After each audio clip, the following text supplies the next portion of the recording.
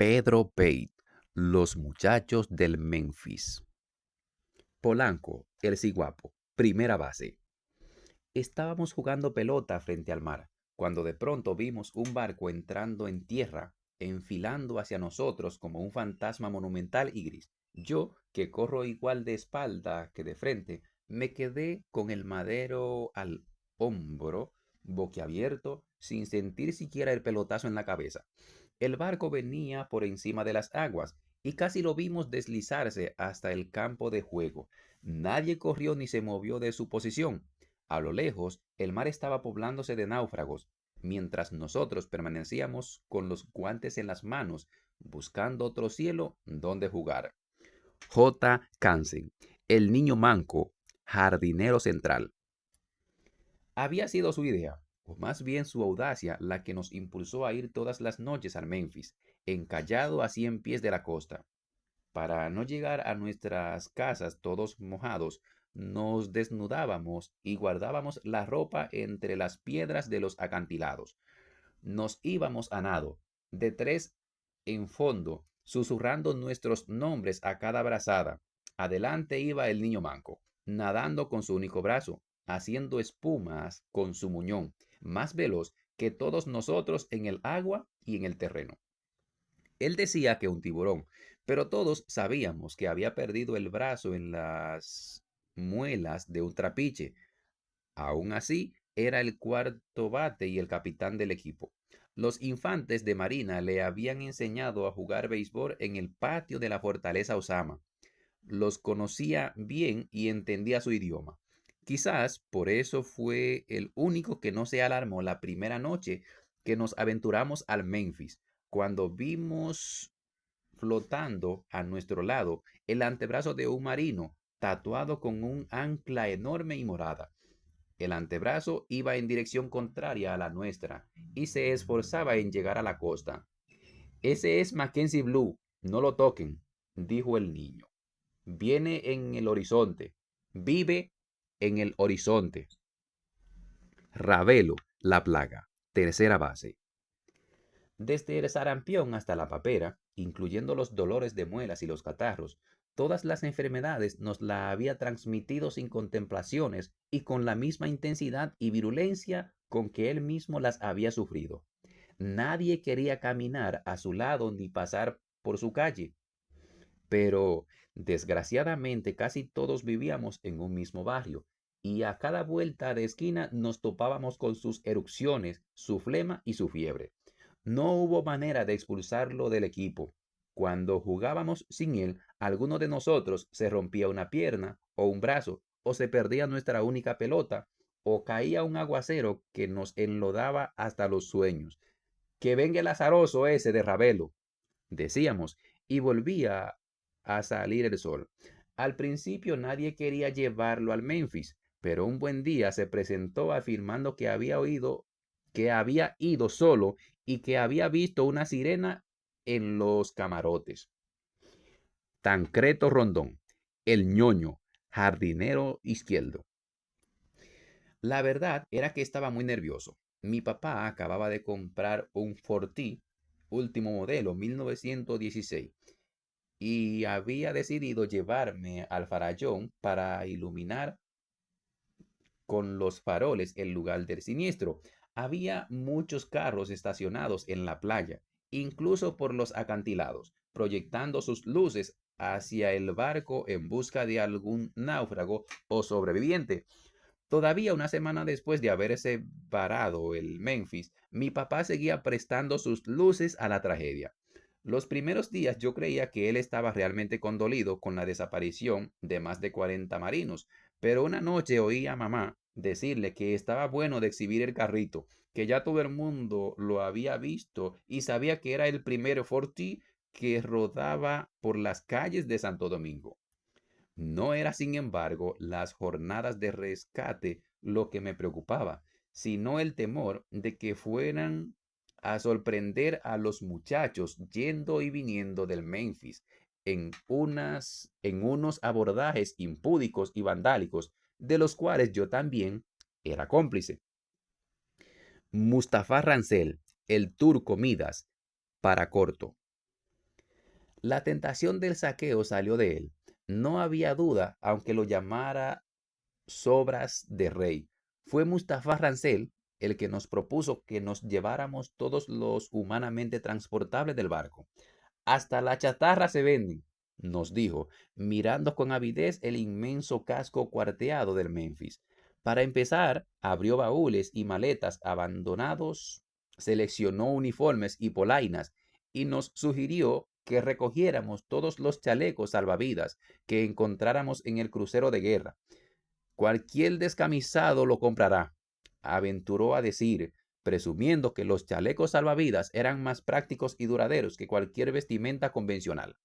Luego se le ocurrió desmantelar todos los camarotes, eligiendo las mejores sábanas y colchones para venderlos en los hoteles de chinos. No satisfecho, entró en la cabina de proa y se apropió del telégrafo, el cual cambió por 2 bates y 6 guantes de béisbol. Después lo vimos cargando las herramientas de avería,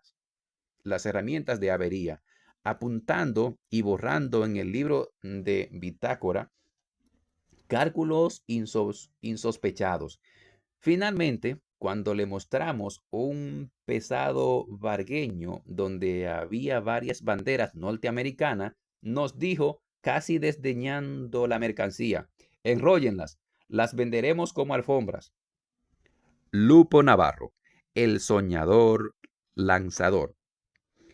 A nuestro barrio le llamaban el Mondongo, quizás porque se había formado al lado del matadero, cerca del terreno donde jugábamos pelota. Nuestros padres eran carniceros, matarifes, desolladores, traficantes de vísceras y despojos. No todos, porque había 2 o 3 del equipo que vivía en la avenida Independencia. Eran los riquitos del equipo. Eran los riquitos del grupo.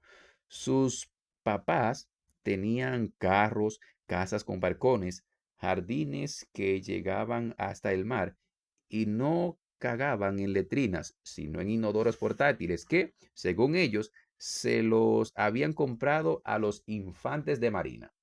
No era un secreto para nadie que los niños de familia jamás pasaban por el matadero. Si venían a jugar pelota con nosotros, era porque se escapaban de sus estancias. Después, la tentación de la sirena fue más grande que cualquier castigo. Ella era todavía para nosotros un limbo de placeres, un musgo ajeno a la ciudad. Solo la oíamos cantar, pero no sabíamos de dónde venía su voz, que parecía escondida en el silencio del Memphis. Cantaba como si estuviera enamorada, sin música, a capela con el oleaje. Nosotros recorríamos el barco de punta a punta sin encontrarla. Buceábamos desperdigados por los arrecifes, buscando su nombre en los labios de los ahogados. Organizábamos serenatas de mar y le preguntábamos a los pájaros si ella había donado su cuerpo al resplandor. Solo para honrarla, educamos una multitud de peces en nuestras manos. Solo para honrarla, educamos una multitud de peces en nuestras manos, y aunque la presentíamos comprometida en la oscuridad, aguardábamos a que subiera con la mañana. Una tarde le escribí un largo poema en la arena, pero una bandada de golondrinas los alzó en su vuelo. Celso Pumarol, el Guayo, segunda base. Ya lo habíamos vendido casi todo, a domicilio y sin regateo, tal como nos lo había ordenado Mustafa Rangel. Hasta teníamos una flotilla de botes salvavidas para alquilarlos en las mañanas y llevar algunos curiosos hasta el Memphis. Pero al caer la tarde los sacábamos de servicio porque la noche se había convertido para nosotros en un reducto privado, en un solar flotante donde solo había espacio para el amor. Aunque Ravelo, la plaga, sostenía que él había sido el único en ver a la sirena, lo cierto fue que un sereno de la capitanía del puerto terminó siendo el primero en presentárnosla. Aquella noche abriendo y cerrando el primero. Aquella noche, abriendo y cerrando escotillas, nos condujo hasta donde nunca habíamos llegado, hasta el, hasta el rocalloso corazón del Memphis. Nos la enseñó tendida sobre los corales y los sargazos que habían penetrado en el fondo del casco. Estaba desnuda y sonriente, y su piel parecía lavada por el limo de muchos insomnios. Casi sin darnos cuenta, Ponciano nos incitó a poseerla de uno en uno y cuantas veces quisiéramos. Esa noche yo fui el primero en desdoblar su fragancia y el último en abandonarla. Negro Benite, el plebe, jardinero derecho. ¿Cuándo es que va a zozobrar la vaina esta? Solía siempre tartamudear el negro Benite. Era el único que le irritaba la figura espectral del Memphis. Podía decirse que lo odiaba desde el primer día que lo había visto en el terreno de juego. Y no solo al Memphis, sino también a toda la tripulación que había sobrevivido. Todos nos hicimos de la vista gorda el día que lo vimos desnudando el cadáver de un marino. Fue la primera noche que exploramos el Memphis, cuando todavía la gente trataba de rescatar a los infantes de marina. A los infantes de marina. Luego de despojarlo de la ropa, empezó a patearlo y a bofetearlo, farfullando. No, no, no, no, nosotros tenemos que salvarlos. Mientras ustedes vienen a jodernos. Por eso, tal vez, era el que con menos frecuencia subía al barco. La noche que conocimos a la sirena, fue el único que la repudió antes de tocarla. A esta, a esta la conozco yo, exclamó con sorna. A esta la conozco yo, exclamó con sorna. Es una puta del matadero y está mojada de vicio. Benjamín Ogando, la guinea receptor. Después de varias semanas de haber guardado en secreto el hallazgo de nuestra sirena, Ponciano, el sereno de la capitanía del puerto, empezó a subir a bordo a los muchachos de otro barrio. Las sirenas, como los tesoros, nos dijo, hay que compartirlos, pero nosotros no estábamos conformes, porque ya no nos pasábamos noches enteras haciendo filas en la cubierta, sino que cuando nos llegaba el turno, había que pagarle a Ponciano 5 centavos para ver a la sirena y 10 para acostarse con ella. Ahora lo contemplábamos más resuelta y carnal, aún desnuda, pero cubiertos los senos con un chaleco salvavidas, tendida sobre una lona de campamento, fumando cigarrillos. Lucky Street. Más tarde, nos fue imposible volver a verla, ni siquiera de lejos, porque ya los adultos que trabajaban en las inmediaciones del puerto también hacían filas para conocerla. Cuando Ponciano subió la tarifa, aceptando solo dólares, los infantes de marina, que ya habían invadido la ciudad y todo el país, desplazaron a los criollos de su lasciva curiosidad. Fue una noche de Navidad cuando nos enteramos de que la sirena había aparecido muerta en los arrecifes. Ponciano fue el primero en decírmelo, quizás porque soy el más viejo del grupo. Yo le transmití la noticia inmediatamente a los muchachos. Esa noche fuimos todos junto a los arrecifes. Más que el cadáver, una de las cosas que recordamos cuando vimos la silueta de la sirena embalsamada en su lecho de corales fue el comentario que hizo el negro Benite, quien por primera vez en su vida dejó de ser plebe. Murió en sus aguas. De por sí, no decían ustedes que era una sirena. Lepe Lizardo, la flecha taponero. Realmente ya estábamos por devolvernos cuando vimos de pronto, en medio de la noche, el antebrazo de aquel marino nadando ahora mar adentro. Ese es Mackenzie Blue, exclamamos todo. A pesar del oleaje, el antebrazo esquivó los arrecifes, palpitando entre la lluvia, emergiendo más musculoso y ágil que nunca, enorme y brillante, mostrando en cada abrazada el tatuaje con nuestra sirena aferrada a su ancla. Camarena son el baby entrenador. El Memphis pasó 20 años varado en el mar. Nunca terminó de hundirse, ni nadie se ocupó nunca de desencallarlo. Ni siquiera el día que se fueron los infantes de marina se molestaron en removerlo. La gente que pasaba por el malecón lo veía emprobado y desnudo como un negro cascarón semoviente.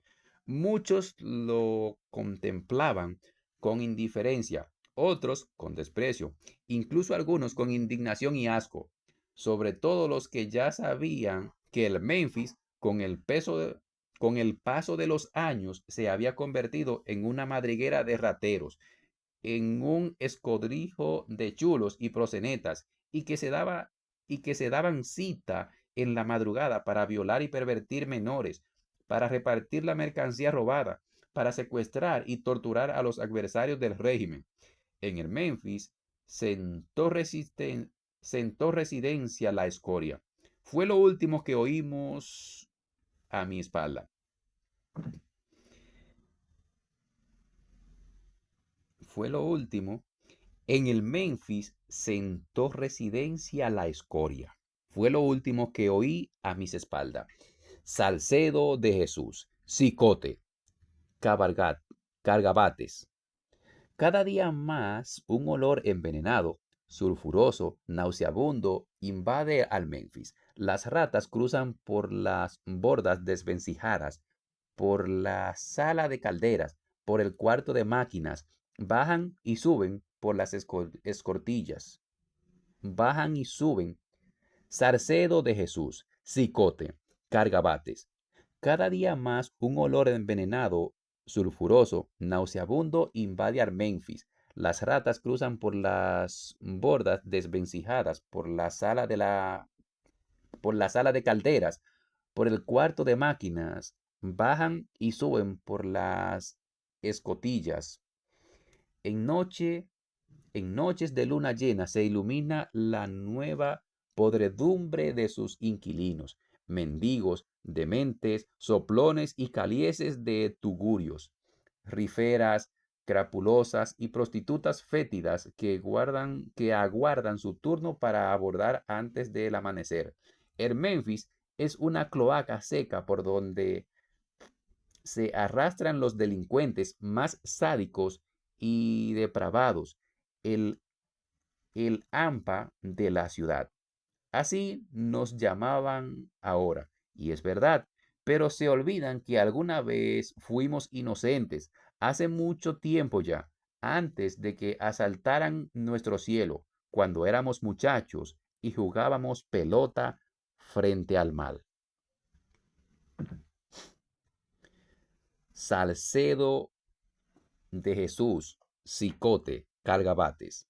Cada día más un olor envenenado, sulfuroso, nauseabundo invade al Memphis. Las ratas cruzan por las bordas desvencijadas, por las salas de caldera, por el cuarto de máquinas, bajan y suben la escotilla. En, nues- en noches de luna llena se ilumina. Salcedo de Jesús, Cicote, Cargabates. Cada día más un olor envenenado, sulfuroso, nauseabundo invade al Memphis. Las ratas cruzan por las bordas desvencijadas, por la sala de calderas, por el cuarto de máquinas, bajan y suben por las escotillas. En noches de luna llena se ilumina la nueva podredumbre de sus inquilinos, mendigos dementes, soplones y calieses de tugurios, riferas crapulosas y prostitutas fétidas que aguardan su turno para abordar antes del amanecer.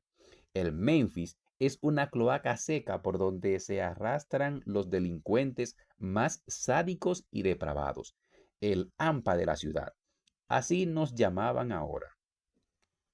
Y es verdad, pero se olvidan que alguna vez fuimos inocentes, hace mucho tiempo ya, antes de que asaltaran nuestro cielo, cuando éramos muchachos y jugábamos pelota frente al mar.